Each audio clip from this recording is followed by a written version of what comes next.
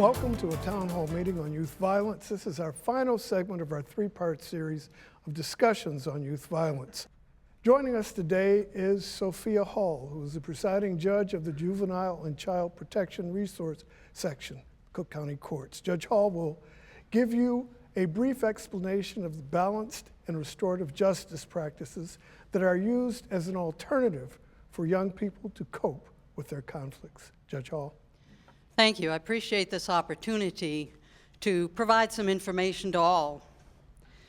We've talked about youth violence, but it really is a part of a community of violence in our neighborhoods, also in our schools and in our country.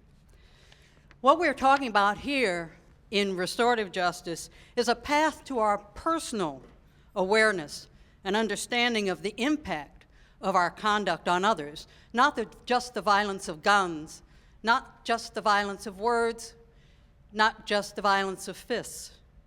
We need all of us to understand our own relationship with the violence in our community. Now, when we think about violence and its effects, we usually think about the path to the juvenile court.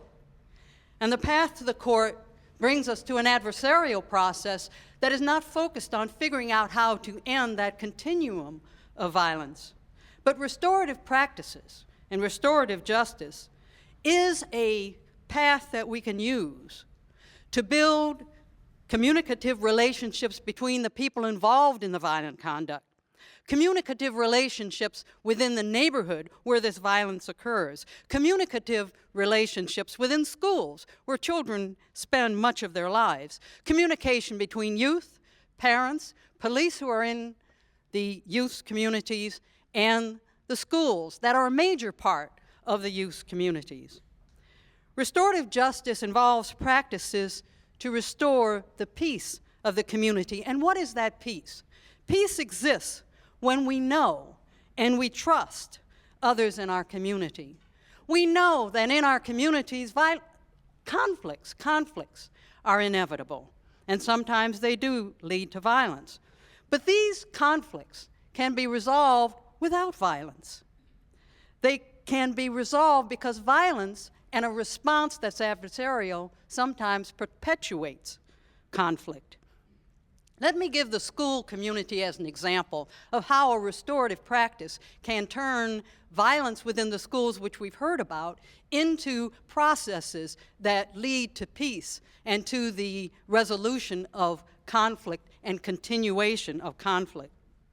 A restorative practice would bring people together who are affected by that particular conflict in the school.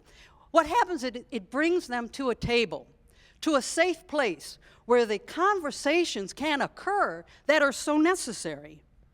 Those are conversations in a safe environment where people talk, and that environment insists that the others at that table listen without interrupting. They talk about the harm that's occurred. They talk about their needs in that particular environment. They talk about their obligations to each other around that table where they are allowed to finish their sentences and finish their thoughts.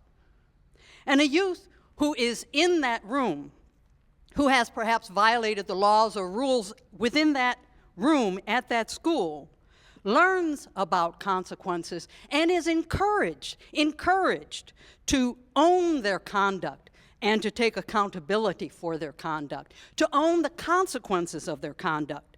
And those in that youth's community who are in that table also learn about the consequences of their conduct in relationship to that youth and own that. And in that circle of communication, they learn to hold each other accountable for what's occurring in their common community. Together, during that conversation, they create a way to repair the harm that's been done to everybody in that community. And by doing so, they bring their strengths to bear. The strength of that youth, which is recognized, the strength of that teacher, that administration, the strength of the resources that can be brought to bear for that youth, their family, and that school community. This is a win-win for everybody in that room. Together, they restore the peace. Together, they learn to know each other. Together, they learn to trust each other. And they are a stronger community because of this knowledge and their work together. It creates an environment for a safer school where education can occur and where youth will want to come there. And it, in all, creates a safer community for that school and the community within which it exists. Thank you, Judge Hall. As we move forward to a resolution, we must also remember the faith leaders and how they influence the community as well. I'd like to ask you, Reverend Harrell, how can faith leaders help to bridge this gap?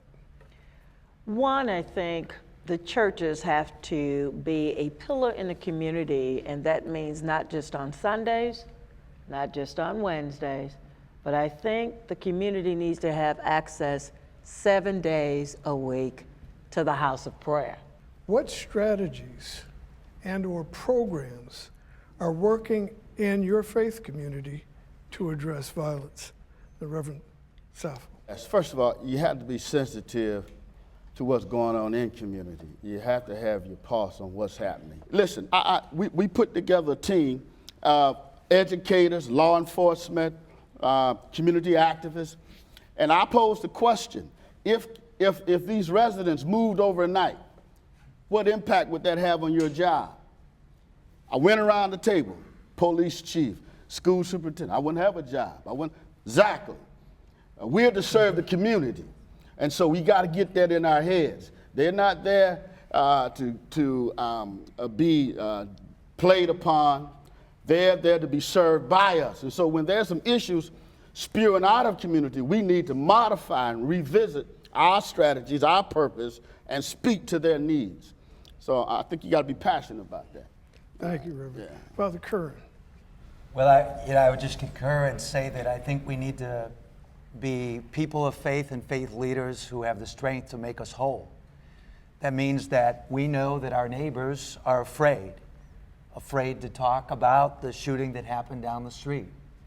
If we're not trying to engage in that conversation, breaking open those shadows of fear, we're failing our communities. I think we really have an opportunity of faith leaders to engage in these opportunities to take back what is our community and not be the first ones to be intimidated and not the first ones to prejudge a brother or sister because they might be part of this gang or they might be a police officer. We can't talk to them or be associated with them. We fail first in faith community leaders in not stepping up and being a bridge builder for all of that community. They're all us. We're all one another, and that's our task.